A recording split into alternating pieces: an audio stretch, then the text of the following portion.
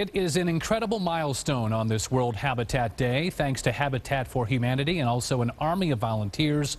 More than 500,000 families will be sleeping in safe and decent homes by the end of this year. Joining me right now is Steve Thomas. He's a renovation expert, as well as Donna Brightman. She is a board member for the Paterson, New Jersey chapter of Habitat for Humanity. Great to have you here. First of all, what's going on there behind you? It seems like there's something in the works right behind you.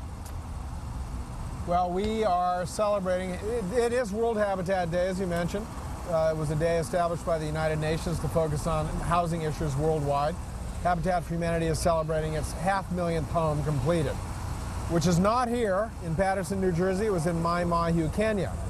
What's going on behind us is the 500,001st house.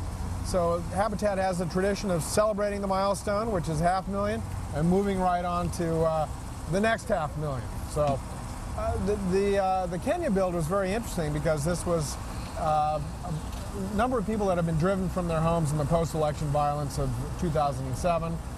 They really had nothing. They lost their farms, their houses, their businesses, and they lived in camps for the next 3 years. They eventually bought the land on which they were encamped, and then Habitat stepped in and started building very simple homes, 315 square feet, metal roof, stone walls, that transform these people's lives. That's what Habitat is all about. I've always wondered exactly how many volunteers it may take to actually build a home, because you always have guys on the job site like myself who can't even pound a nail straight, and other people who are very, very handy. So exactly when you combine all of those, how many does it take to actually construct one of these? I know they go up very, very quickly, and it's always impressive to see. Can you tell us more about that, Donna?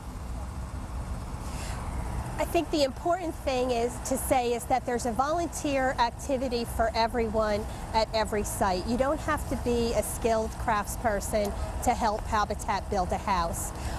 The volunteers, it depends what type of house you're building and how quickly your funding comes in. The house that we're building here in Paterson will take about another 2 months to complete.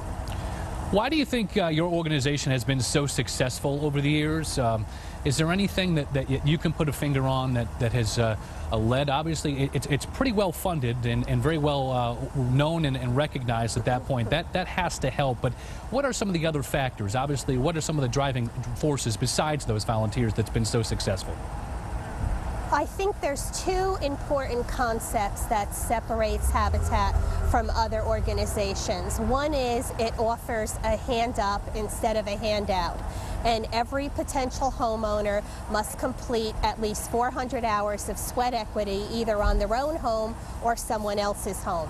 The other thing is that Habitat provides a zero-interest mortgage, and this means that people who ordinarily would not be able to buy a home could afford to buy a home. In Paterson, that means that people that make about $35,000 a year can own a home. Well, World Habitat Day celebrating 500,000 homes successfully built.